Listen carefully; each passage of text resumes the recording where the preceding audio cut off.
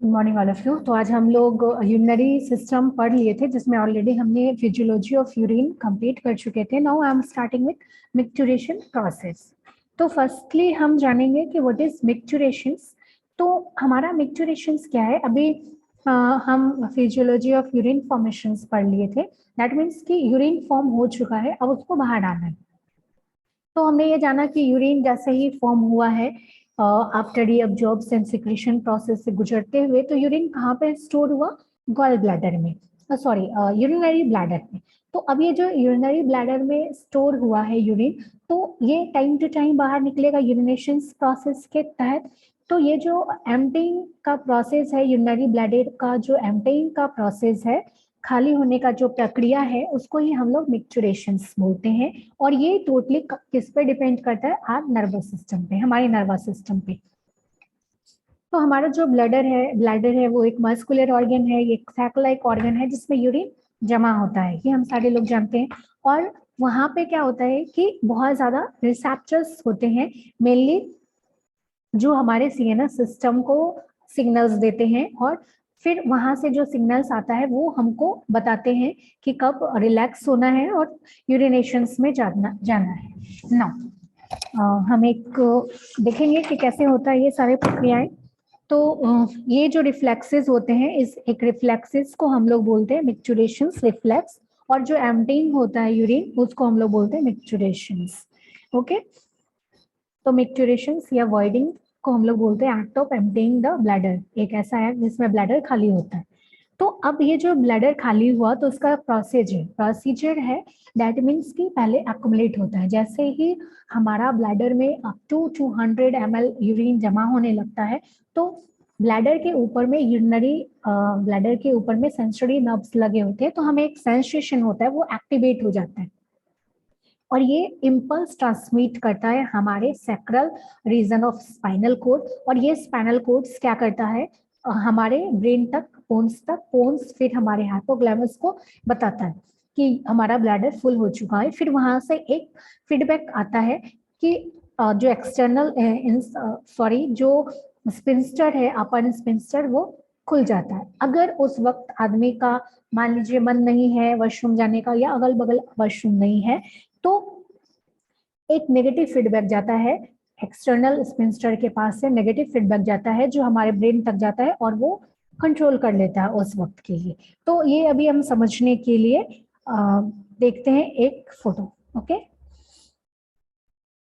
तो this is bladder. Okay, now coming to this part. तो ये हमारा ब्लैडर है। तो जैसे ही ब्लैडर में अप टू फिल हुआ, अप टू 200 ml यूरिन और 300 यूरिन, तो ऊपर में जो मसल्स है उसमें बहुत ज्यादा सेंसरी नर्व्स लगा है। तो ये सेंसरी नर्व्स क्या करता है, पहले हम देख लेते हैं कि क्या है। तो ये हमारा ब्लैडर है। ब्लैडर के ऊपर में बहुत ज्यादा सेंसरी नर्व्स लगा हुआ है, ये हमारा यूरिन पास करने के लिए यूरेथ्रा है। तो यहाँ पे क्या है कि यहाँ पे बंद होने के लिए एक स्पिंस्टर लगा है, एक्ट लाइक गेट के जैसा काम करता है। तो इंटरनल और एक्सटर्नल दो स्पिंस्टर रहता है हमारा। तो जो इंटरनल स्पिंस्टर है, तो जैसे ही ये हमारा आधा कंप्लीट हुआ, आधा से ज्यादा फुल हुआ, तो ये ऊपर में जो सेंसरी नर्व्स है उसको एक्टिवेट कर दिया। और ये एक्टिवेट होने पे क्या हुआ कि हमारे स्पाइन्स, सैक्रल रीजन्स पे इंफॉर्मेशन दिया, इम्पल्स जनरेट किया। और ये इम्पल्स कहाँ तक गया? हमारे पोन्स तक, क्योंकि पोन्स ही इसको मेडिएट करता है। अब ये पोन्स क्या किया कि हमारे हाइपोथैलेमस या सेरिब्रल कॉर्टेक्स तक ये बात पहुंचाया। फिर कॉर्टेक्स इंस्टेंट बोला कि हाँ, यूरिन को एम्प्टी करना है, यूरिन को बाहर करना है, मिक्चुरेशन प्रोसीजर में जाना है। तो ये फिर वापस से आया और हमारे मोटर नर्व्स के थ्रू यूरेथ्रा पे या वहाँ ब्लैडर के जो वाल्स है उसको कॉन्ट्रैक्ट करना शुरू किया। तो अब यहाँ पे क्या हुआ कि ऑन सेकेंडली क्या किया कि जो इंटरनल स्पिंस्टर है जो बंद रहता है उसको ओपन कर दिया, यानी कि जो यूरिन है ये वो यूरेथ्रा होते हुए नीचे चला जाएगा।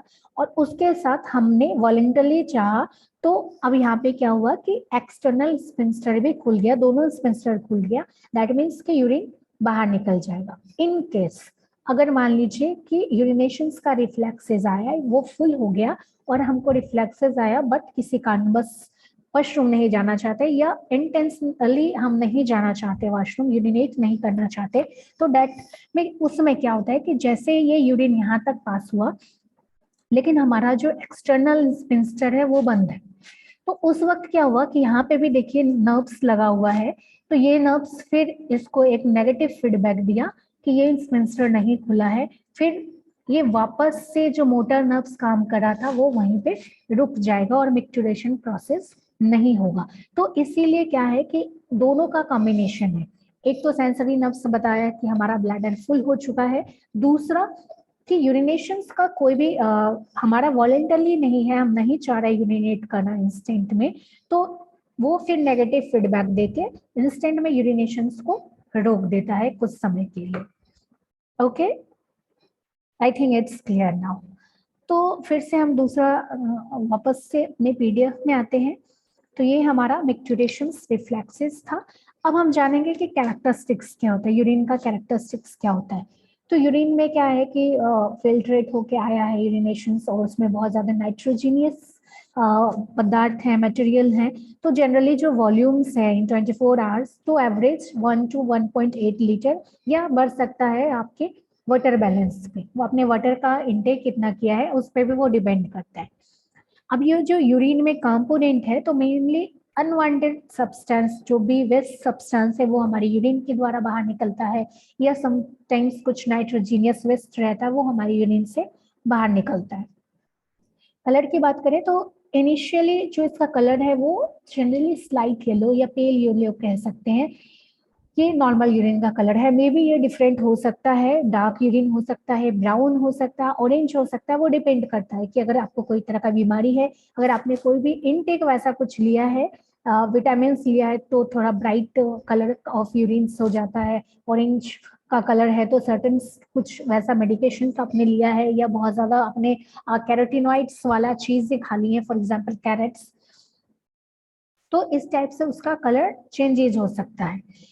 ऑर्डर ऑर्डर का बात करें तो ये काफी यूरिन जो रहता है वो थोड़ा एरोमेटिक या एस्टिंजेंट स्मेल का रहता है, बट अगर उसको बहुत देर तक ओपन में छोड़ दिया जाए तो उसका अमोनिया, बहुत ज्यादा स्ट्रॉन्ग अमोनिया ऑर्डर होने लग जाता है, क्योंकि वहां पे क्या होता है कि वो जो सॉल्यूट्स है उसमें बहुत ज्यादा कुछ कुछ कंटेंट्स है, जैसे नाइट्रोजन इन्वेस्ट हो गया, उसके अलावा भी और कुछ, तो वहां पे क्या हो रहा है कि बैक्टीरिया उस पर वर्क करने लग जाता है, दैट्स वाई उसका जो स्मेल है और खराब हो जाता है, दैट मीन्स अमोनिया का ऑर्डर होने लग जाता है। PH may be slight acidic है, दैट मीन्स 6 के अराउंड है, 6.4 समथिंग लाइक दैट। तो लेकिन कभी कभी क्या होता है कि बॉडी मेटाबॉलिज्म के कारण ये थोड़ा बदल जाता है, मे भी चेंज हो सकता है एसिडिक या बेसिक फूड खाने से, बट हमारा बॉडी में क्या है कि बफर सिस्टम रहता है यूरिन में, वो उसको टेंडेंसी रहता है, वो उसको बदलने नहीं देता। ओके, नाउ स्पेसिफिक ग्रेविटी की बात करें तो ये जनरली वाटर जैसा ही है, जैसा प्योर वाटर है, तो सेम लाइक प्योर वाटर जैसा ही इसका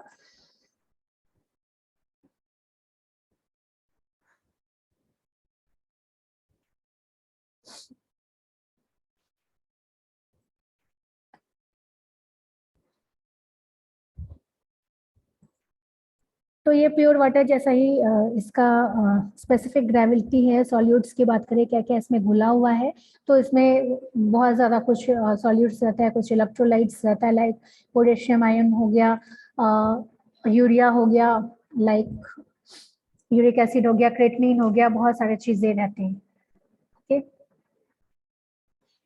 उसके बाद नेक्स्ट हमारा आता है कि किडनी का क्या रोल है एसिड बेस बैलेंस में। तो ये जो बैलेंस वाला है या पीएच को कैसे मेंटेन करता है, ये हम लोग नेक्स्ट क्लास में पढ़ेंगे, और विथ डिसऑर्डर्स, यूरिनरी डिसऑर्डर्स।